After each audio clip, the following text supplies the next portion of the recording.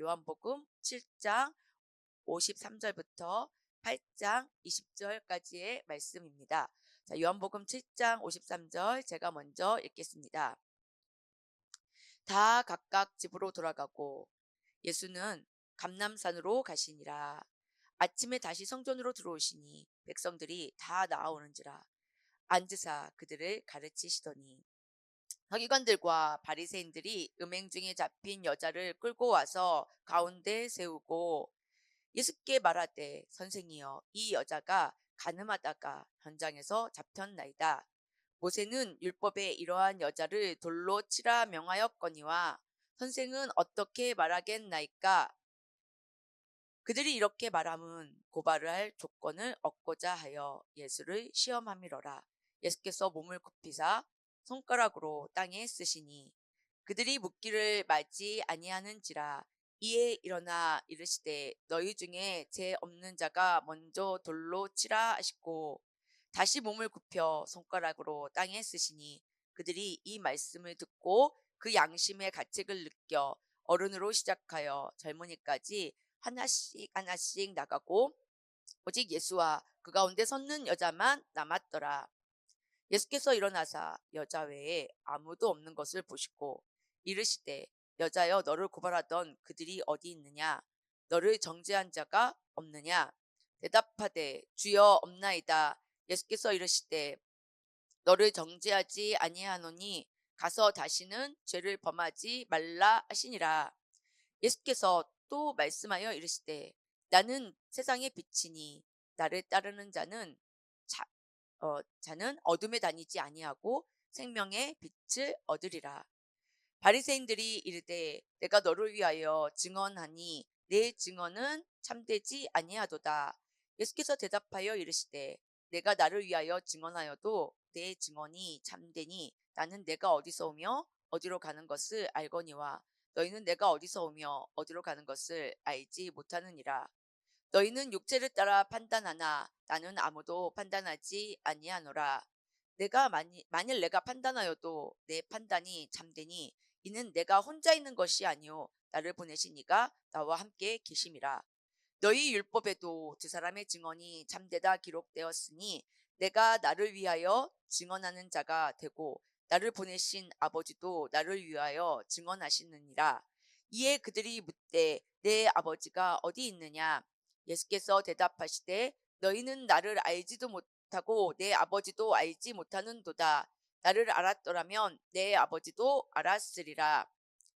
이 말씀은 성전에서 가르치실 때에 헌금함 앞에서 하셨으나 잡는 사람이 없으니 이는 그의 때가 아직 이르지 아니하였음이로라. 아멘.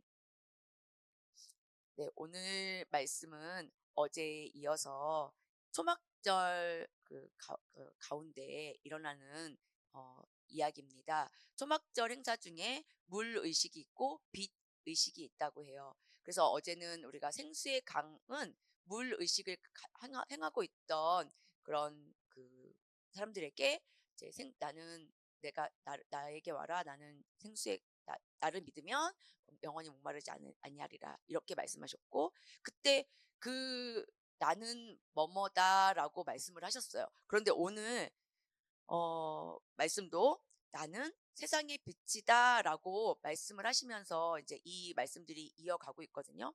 그런데 이제 오늘 본문에서 일어난 사건을 배경으로 하나씩 하나씩 이렇게 짚어갔으면 좋겠습니다. 자, 오늘 3절에 보면 서기관들과 바리새인들이 음행 중에 잡힌 여자를 끌고 와서 예수님께 데리고 옵니다. 자, 예수님께 데리고 오는 이유는 우리 여기 오늘 말씀에 분명하게 기록이 되어 있어요. 이렇게 한 이유가 뭐냐면 4절 6절에 보면 그들이 이렇게 말함은 고발할 조건을 얻고자 하여 예수를 시험함이로라. 일단 두 가지예요. 이제 예수님을 고발하려고. 그래서 어떻게든지 덫을 놓고 함정을 놔서 이렇게도 할 수 없고 저렇게도 할 수 없게. 이제 뭐 만약에 음행한 여인을 무조건 용서해라 그러면 어, 율법을 어기는 사람이 돼버릴 것이고 또 그때 어, 또 돌로 쳐라 또 이렇게 하면 또 그 예수님의 그 자비하심과 사랑이 많으신 이미지에도 타격이 갈 뿐만 아니라 그때 당시에 이렇게 사형을 집행할 수 있는 권한이 그 없었던 거죠. 그때 당시의 상황에. 그러니까 예수님으로 하여금 또 불법을 행할 수 있는 길로 연결하려고 하는, 그러니까 이렇게도 예수님을 올가매고 저렇게도 예수님을 올가매려고 하는 그런 불순한 의도로 지금 예수님께 이 사람을 데리고 왔어요. 그랬을 때 예수님이 하신 행동은 어 예수께서 몸을 굽히사 손가락으로 땅에 쓰시니라고 되어 있어요. 그러면 이제 우리는 예수님이 뭐라고 말씀하실지 되게 궁금한데, 지금 손가락으로 땅에 쓰시고 계시니까 그게 뭐라고 쓰실지 사실 우리도 되게 궁금하잖아요. 그런데 손가락으로 땅에 뭐라고 썼을지 그냥 추측만 할 뿐, 예수님이 손가락으로 땅에 쓰신 게 무엇인지는 우리는 정확히 알 수가 없어요. 왜냐하면 알려주지 않았잖아요, 성경에서. 우리가 성경에서 알려주지 않은 거를 너무 깊이 알려고 하면 잘못된 판단과 잘못된 길로 갈 수 있는 것 같아요. 이거 되게 중요한 얘기인 것 같습니다. 예수님께서 땅에 쓰신 게, 오늘 그래서 제가 이 본문을 읽어보다가 느낀 게 뭐냐면, 예수님께서 땅에 쓰신 게 무엇일까에 우리가 집중하다 보면 예수님께서 이렇게 하신 이유를 간과하게 되더라고요. 예수님께서 이렇게 하신 이유를 결론적으로 보면 어 분위기 반전인 것 같아요. 그러니까 사람들이 지금 예수님을 고발하려고 온 거지, 이 여자를 진짜 어떻게 해보자, 이 여자를 잘 선도해서 잘 살도록 도와줘 보자, 뭐 이런 것도 아니잖아요. 그러니까 무조건 어 예수님을 고발할 그 목적, 예수님을 어떻게 하면 자기들의 지금 예수님을 어떻게 하면 잡아 넣을까, 자, 이 고발할 방법만 생각하면서 온 사람들이기 때문에 사실은 목적 의식이 달라요. 그러니 예수님께서 지금 방향 전환을 하고 계시는 것으로 저는 보였어요. 그래서 예수님께서 뭐라고 썼는지는 알 수는 없으나 분명한 건 사람들이 그때 이제 어 쳐다보고 있었겠죠. 이제 얼마나 집중했겠어요. 저 사람이 뭐라고 얘기하나, 자기들을 고발할 그 제목이 나올까 하고 집중하고 있을 때 예수님은 끝까지 말씀 안 하세요.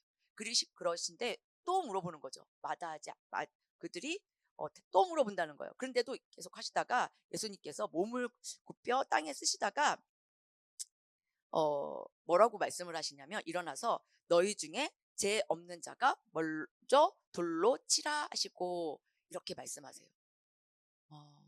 이제 그 선택의 여지는 이제 너희들에게로 돌렸어요. 자, 이제 예수님께서 판단하지 않으셨어요. 본인들이 판단해야 돼요. 그런데 이제 이거는 구약 성경에도 이제 이 율법이 있대요. 그러니까 그 죄를 정죄하려면 그 죄에 참여하지 않았어야 된다라는 그런 게 있대요. 그러면은 우리가 그것을 이 구약 율법과 이 구약의 율법을 계속 율법을 잣대로 예수님을 지금 논하고 있는, 예수님을 고발할 기회를 찾고 있는 이들이 그걸 모를 리가 없잖아요. 그런데 우리도 알죠. 우리가 구약 말씀을 다 모른다고 해도 우리도 아는 말씀이 있어요. 모든 사람이 죄를 범하였음에 하나님의 영광에 이르지 못하더니. 내가 어떤 어려움을 당하고 내가 어떤 힘든 일이 있는 것은 내가 죄가 많은가 봐, 내 죄 때문이구나, 이게 아니죠. 우리는 모두 죄를 범하였기 때문에 누구 죄를 정죄할 수 있는 사람이 우리 가운데 아무도 없는 거예요. 그리고 스스로에게도 나는 내 죄 때문에 이렇게 된 것 같아 하면서 스스로를 이렇게 낭망하고, 그래서 나는 그냥 지옥에 가야 되는 게 마땅하니까 이렇게 살아야 해 하는 게 이제 스스로 막 고행하고 하는 그런 사람들. 그러니까 예수님을 알지 못하니까 우리를 구원해 줄, 죄의 문제를 해결해 줄 예수님을 알지 못하는 인간들이 할 수 있는 방법은, 나의 죄가 깨달아지면 그냥 뭐 어차피 해결할 수 없어, 그냥 되는 대로 살아, 이렇게 하든지, 아니면 계속해서 슬퍼하며 살든지. 인간이 할 수 있는 일은 이 두 가지밖에 없는 것 같아요. 그런데 이때 사람들도 예수님께서 그렇게 딱 말씀하셨을 때 아마도 다 각자의 어떤 죄가 떠올랐겠죠. 그런데 놀라운 것은 어른으로부터 시작해서 어린아이까지 아무도 여기에 해당되지 않은 사람이 없었던 거예요. 다 떠났대요. 다 돌을 내려놓고 떠났어요. 이 얘기는 진짜 설마 우리 이랬을 수도 있지 않을까요? '아 저 사람은 나는 죄가 좀 있어. 나만 아는 죄가 있어.' 하고 돌을 내려놓는데 '저 사람은 그래도 있을 수도 있어.'라고 생각했는데 아무도 그런 사람이 없는 거예요. 다 모두 다 자기가 많이 알고 있는 죄가 있었던 거죠. 우리도 아마 서로서로 그거 얘기해 보자 그러면은 있을걸요? 그쵸? 하다 하다 아주 어린 아기들도 우리가 생각할 때 너무 착해 보이는 그분도 있을 수 있을 거예요. 그리고 있을 수 있을 거예요가 아니라 있어요. 왜냐하면 성경은 모든 사람이 죄를 범하였기 때문에 라고 되어 있기 때문입니다. 자, 그랬을 때 예수님께서 우리 이걸 보면서 예수님 때문에 우리가 이제 구원을 받을 수 있는 길이 열리는구나. 우리는 이미 예수님을 영접한 사람들이기 때문에 이제 눈치를 채고 있어요. 그런데 이때 당시에 이 여인은 눈치 못 채고 있었겠죠? 그런데 예수님께서 이 여자에게 얘기해요.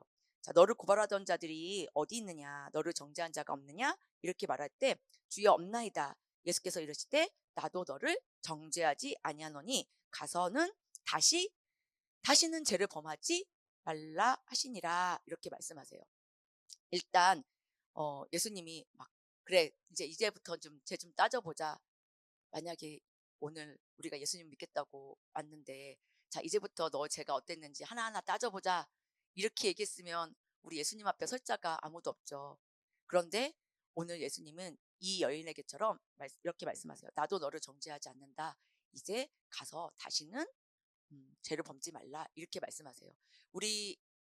우리에게 적용을 해보면 자 예수님을 믿으려면 사실은 한 가지 조건이 선행되어야 돼요. 여러분들도 이제 예수님을 믿게 됐을 때 어땠던가를 한번 생각해 보면 좋을 것 같아요. 일단 이해해서 예수님을 믿을 수 있는 게 아니에요. 예수님을 믿는 것은 믿음의 영역이지 이해의 영역이 아니에요. 그래서 예수님을 나는 정말 그 십자가의 도가 정말 이해가 안 가는데요. 해도 정말 이 겨자씨만한 믿음이라도 있으면 일단 예수님을 영접하기만 하면 하나님 나라의 자녀가 된다고 했지 누구든지 믿기만 하면 된다고 했지 하는 이 작은 믿음으로 일단 믿음은 시작됩니다. 그런데 믿음이 시작되고 나면 어떤 신분으로 바뀌죠? 나는 천국 시민으로 바뀌고 하나님 나라의 자녀가 되고 하나님 안에 거할 수 있는 자가 되고 이렇게 바뀌는 거예요. 그런데 신분이 바뀐다고 사람이 금방 자기가 그 사람으로 살아가기는 쉽지가 않더라고요. 그런데 우리 오늘 어, 예수님은 오늘 나는 세상의 빛이다라고 이제 그 이 다음에 이어서 이제 말씀을 하고 계시거든요. 12절에 예수께서 또 말씀하여 이르시되 나는 세상의 빛이다. 나를 따르는 자는 어둠에 다니지 아니하고 세상의 생명의 빛을 얻으리라 이렇게 말씀하고 계시는데 바로 이어서 이렇게 말씀하고 계세요. 내가 빛인데 빛 가운데 거하면 뭐가 드러날까요? 죄가 드러나죠. 죄가 드러나면 사람은 이제 숨을 데가 없는 거예요. 빛 가운데 있기 때문에. 그러면 이 죄가 어쩔 수 없어 이렇게 살아 이게 아니라 나는 죄인인 것을 깨달았을 때 주님 저의 죄를 용서해 주세요. 라고 말할 수 있게 되는 거예요. 그렇게 예수님께 용서해 달라고 말할 수 있게 돼야 예수님을 영접할 수 있고 그래야 천국이 그들의 것이 되는 거죠. 그래서 하나님 나라의 자녀가 된 사람들이 첫 번째 빛 가운데 거해서 자신의 죄가 드러나서 하는 그런 행동들이 있는 것 같아요. 여기 오늘 말씀을 보면서 제가 이제 그동안에 묵상했던 말씀인데 빛이 비춰져서 제가 깨달아지고 예수님 때문에 제가 깨달아지면 어떤 현상이 벌어지냐면 사람은 부끄러워져요. 전에는 내가 어두운 데 있었기 때문에 내 얼굴에 뭐가 묻었는지 머리가 어떻게 됐는지 사실 잘 몰랐어요. 내 옷이 어떻게 입었는지 잘 몰랐어요. 근데 이렇게 빛이 확 비춰지니까 저도 지금 제가 어떻게 비춰질까 부끄러워서 옷을 막 이렇게 가다듬게 되고 얼굴도 한번 이렇게 쓰다듬게 되고 지금 뭐 하고 있어요? 저를 빛 가운데 있기 때문에 너무 밝으니까 나 좀 부끄럽다. 좀 이렇게 잘 입고 올 걸. 막 이런 생각도 하게 되고 이런단 말이에요. 빛 가운데 비춰지면 스스로 자기 죄가 드러나고 부끄러워져요. 부끄러워지니까 처음에는 막 회피하려고도 하고 갈등도 일어나요. 내 마음에 막 내가 이랬다고? 막 그럴 수 있어요. 근데 아무리 내가 어떻게 해보려고 해도 나의 죄의 문제는 해결이 안 돼요. 그런 예수님을 의지할 수밖에 없죠. 그래서 예수님 때문에 예수님을 영접함으로 말미암아 그냥 예수님을 했을 뿐인데도 불구하고 나는 하나님 나라의 자녀가 되고 이제 빛의 자녀가 되고 빛 가운데 거할 수 있게 됐다. 이것을 알게 되었을 때 어떻게 될까요? 부끄러워졌지만 이제는 거기서부터 시작되는 거예요. 아, 예수님 때문에 난 이제 깨끗해졌지. 예수님 때문에 나는 이제 잘 살 수 있지. 예수님 때문에 나는 이제 천국 신분이 되었지. 예수님 때문에 나는 하나님 나라의 왕자와 공주가 되었지. 이런 신분 의식을 갖게 되면 처음에는 눈물이 많이 나는 것 같아요. 내 죄가 깨달아지고 그것을 해결해 주신 예수님, 나의 죄 때문에 이 땅에 오신 하나님 때문에 눈물이 안 날 수가 없죠. 그래서 거기서부터 이제 계속 울다가 아, 그래, 이제 어떻게 해야 될까라는 생각으로 가지 않을까요? 계속 이제 예수님, 여인이라면 어떻게 됐을까 저는 상상해 봤어요. 아, 이제 예수님이 다시는 죄를 범하지 말라 하시니까 어, 그래, 이제 오늘부터 나는 다시는 죄를 아무 일도 범하지 않을 거야 라고 한다고 해서 쉽게 그렇게 되지는 않을 거예요. 그렇지만 분명한 건 그 마음속에 예수님이 이 죽을 뻔한 진짜 죽어서 마땅한 나를 살려주셨지. 나 이제 예수님이 잘 살아보라고 했으니까 잘 살고 싶어 라는 그런 그 동기가 생기지 않을까요? 그런 욕구가 저는 생길 거라고 생각해요. 이제부터 울기만 하다가 잘 살고 싶어지는 욕구가 저는 생긴다고 생각합니다. 그게 그리스도인의 삶인 것 같아요. 그래서 내가 이제 예수님 때문에 다시는 정죄당하지 않고 예수님 때문에 다시는 우린 지옥 백성이 될 이유는 없지만 이제는 빛 가운데 거하는 하나님 나라의 자녀답게 살지 못한 거에 대한 회개와 그렇지 못한 거에 대한 죄송함과 이런 거는 있을 수가 있단 말이에요. 그럴 때 우리는 아, 내가 거룩하니 너도 거룩하라고 하신 그 말씀을 기억하면서 이제 예수님 가운데 거하며 빛 가운데 거하며 거룩하게 하나님 나라의 자녀답게 살려고 이제부터는 노력을 해야 되는 거예요. 이제 나는 하나님 나라의 자녀니까 어차피 천국 가니까 나는 이제 아무렇게나 살아도 돼가 아닌 거예요. 오히려 하나님의 사랑과 예수님께서 하신 일을 깨닫고 나를 정죄하지 않으신 예수님을 깨달은다면 이제는 정말 잘 살고 싶어지는 욕구가 생기게 됩니다. 그래서 신앙생활을 해 나갈 수가 있게 되는 거예요. 신앙생활과 나의 삶을 계리로 두는, 그러니까 이렇게 이분법으로 두는 것이 아니라 삶 전체가 이제 주님과 함께 동행하는 그런 삶으로 살아갈 수밖에 없는 거예요. 예수님을 정말로 나의 주인으로 믿고 내가 예수님 때문에 내 죄가 이제 없어졌다고 믿는다면. 그러면 예수님께서 우리에게 요구하신 건 다시는 죄를 범하지 말라잖아요. 정죄하지도 않고 다시는 죄를 범하지 말라 이렇게 말씀하셨기 때문에 이제 우리는 살아가면서 계속해서 어떤 일이 벌어질지도 몰라요. 나는 오늘도 그 제된 속성이 또 일어나서 또 잘못한 일이 일어날지도 몰라요. 그러면 나는 어쩔 수 없어 안 되는 인간인가 봐 이게 아니라 하나님, 저는 하나님의 자녀잖아요. 하나님의 자녀답게 살아갈 수 있는 방법을 알려주세요. 하나님 자녀답게 살아갈 수 있는 길을 저에게 말씀을 통해서 알려주세요. 제가 오늘 하나 깨달은 것만큼 또 실천해 볼게요. 라고 말하는 게 이제 죄에서 구원받은 사람, 예수님께서 더 이상 정죄하지 않는 사람으로서의 마땅한 행보라고 여겨집니다. 그랬을 때에 예수님은 17절로 한번 가보겠습니다.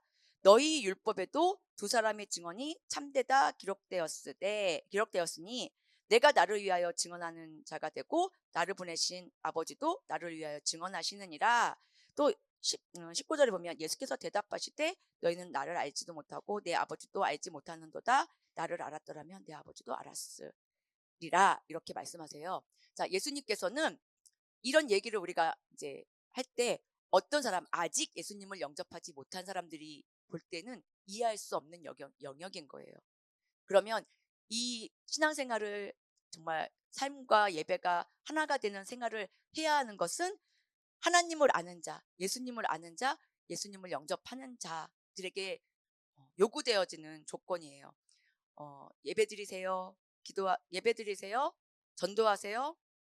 또 친교하세요. 봉사하세요. 교육하세요. 이거 교회의 5가지 의무이자 권리라고 우리가 배웠잖아요.